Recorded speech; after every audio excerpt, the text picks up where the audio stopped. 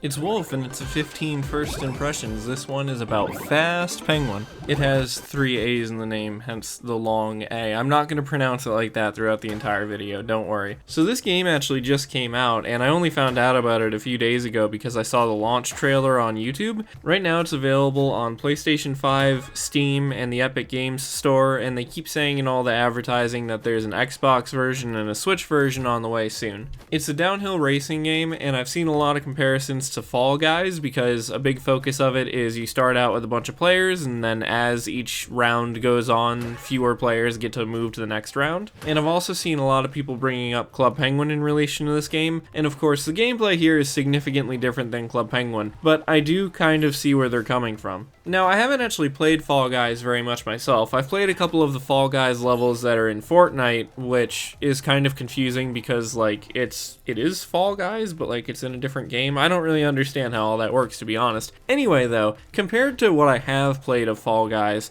Faaast Penguin feels more forward momentum based. In Fall Guys, you can kind of move your character around in any dimension, and although in Fall Guys you are still often moving forward, in Faaast Penguin you don't really have a choice but to move forward. And there is a possibility that in the future they might do some different stuff with this gameplay, because alongside the sliding gameplay that they already have, you do kind of wander around as your penguin in between levels and stuff, so there is a more traditional, like, third-person camera angle available that they could possibly transform into some other modes in the future. But in general, Faaast Penguin feels like it's more of a downhill racing game than like a survival run game like Fall Guys is. And then as for the comparisons to Club Penguin, at first I kind of thought, like, not really, you know, just because a game has penguins present doesn't necessarily make it similar to Club Penguin. But the more that I've played Faaast Penguin, the more I have kind of thought that there are aspects of this game that do remind me of Club Penguin, and I am a huge fan of Club Penguin. I have a whole handful of videos about things related to Club Penguin on this channel. When I was a kid, I played Club Penguin a lot, and actually just the other day I took a bunch of my Club Penguin stuff that I own and reorganized it. So one thing that I've seen a few people say is that the logo for this game looks kind of similar to Club Penguin's, and by that I mean like the title of it, and I don't really think that that's necessarily accurate, but the color scheme is kind of interesting.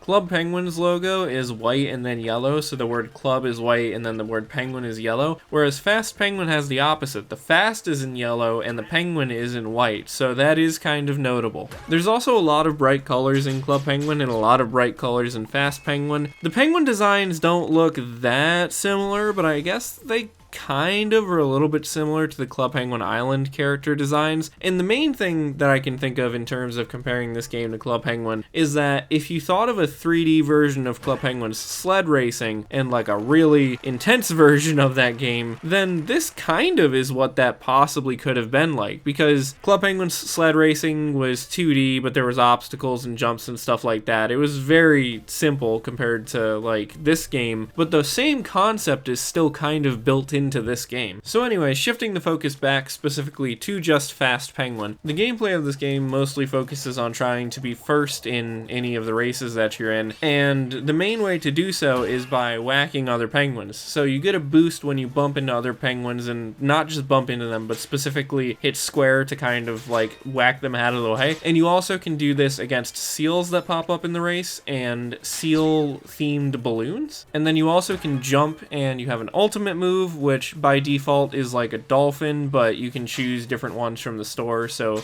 in my gameplay, I had bought the skateboard. Although regardless of the theme, they do seem to function all the same way, and the same seems to be the case for the actual carts that your penguin is laying on as they go down the hill. And there's also a paraglider that can give you a really big boost, and then various other ways to boost your penguin as you go down the track. There's like rings that you can jump through that boost you, and general sort of racing game stuff. I think the main idea with the gameplay in this game is that you're supposed to kind of create a chain of bouncing off of other penguins to get further along in the race, because if you successfully bounce off of one of your competitors, then you don't have a recharge to do so again. But if you miss one of your attacks on a competitor, then you have to wait for it to recharge. So if you have a whole line of your competitors in front of you and you kind of bounce off of them all the way up to first place, you can do that pretty quickly because you get a good boost whenever you bounce off of them. But otherwise, you kind of go at the same speed. Gameplay wise, this actually reminds me a lot of some of the levels in SpongeBob Battle for Bikini Bottom, the SpongeBob movie game, and I think the Cosmic Shake might have had them, but I'm not totally sure. There were levels in those SpongeBob games where it was very similar to this. You pretty much slid down a hill and there were obstacles and stuff you had to jump over and stuff you could attack, and it's weird to see that concept expanded into an entire game, but it does work pretty well. The only thing that I feel like gets in the way of this a little bit sometimes is that the networking can make it feel a little odd, and that might be just because it's a new game, or possibly because I was playing at sort of a weird time of day for my time zone, so I might have been matched up with people from really far away, and so my ping would have been high. Because when I first played this today, I played at a time of day when a lot of people are probably at work or school, but then when I recorded this gameplay, I played at a time when more people are probably out of work or school, and it seemed better. So it could have been that when I was playing later in the day, I was matched up with people who are not so far away from me, and therefore the connections are better. Anyway, my point is that the networking can actually kind of screw with the gameplay quite a bit, because if it's laggy, it can make it hard to control your penguin, and you can kind of get hit out of nowhere, or it can make it hard to bounce off of the other penguins. So I think that is something that could probably use some improvement. Also, this game is free to play, so it has in-game purchases and two types of currency, so it has one of those things where you can buy the one type of currency to buy stuff in the game. But I will say, so far, it seems not horribly intrusive. In the store, there are some items you can buy with the crystals and some items you can buy with coins. Coins you earn from just playing normally, and crystals are the ones that you can buy from the store. I don't remember if they're actually called crystals, but they're like diamonds. You seem to earn coins at a pretty good pace, and so within just the first couple of matches, I was already able to buy a bunch of stuff to customize my penguin with. But that being said, I'm not sure if this is one of those games that might top load it a little bit and throw a bunch of them at you at first, but then it makes it harder to get stuff later on. Also, another thing that I just thought about while I was recording that in regards to the races themselves, I think that this game is a little bit too easy in its current version. So if I'm right, it starts out a max of 40 players in a match, and then after the first race, it's like 14, and then it goes to like 13, and then 12 or something like that. I think the numbers change depending on how many people have actually joined the match, but it feels kind of like there's not really a huge challenge to this game. It doesn't really feel like there's a lot of risk, because it doesn't seem to cut that many players out per round. So I was actually able to get to the final round of every single match that I was in so far, and I mean, maybe it could be like a toggleable option, but I kind of wish there was a harder mode where maybe you could start with 100 players and then jump down to like 20, and then jump down to like 10, and then 5, something like that, where there's a little bit more challenge to it. But anyway, to be honest, that's kind of all I can really think to say about this game. It's nice that this game is not overly complicated. There are a lot of free-to-play games out there that have way too many things going on at once. This one is very easy to understand and very straightforward. I'm a fan of the gameplay, I'm a fan of the theming. I really like this game quite a bit, and I'm glad that I kind of wandered across it, because I really haven't heard that much about it. I really do hope that it can maintain an audience and continue to grow, because I think that this game has potential to expand quite a bit. I mean, right now it's pretty much just the one mode and the one setup for that mode, but I think there's a lot that you could do here. Plus, even though it's really not that similar to Club Penguin, it is a game about penguins sliding down hills, so it kind of reminds me a little bit of that. It's fun to see a nice, bright penguin game again. It's free to play, and although it's not on every console right now, it's soon to be on Switch and Xbox as well, so available on most current/next still, I think, gen consoles, and I would highly recommend checking it out. It's only like a few gigabytes too, so it's not even a very big download, especially if you are a fan of Club Penguin. It does kind of bring back those vibes a tiny bit. Anyway though, that's all of my words, and here is the rest of the gameplay. I will see you guys in other stuff in the future, and bye bye.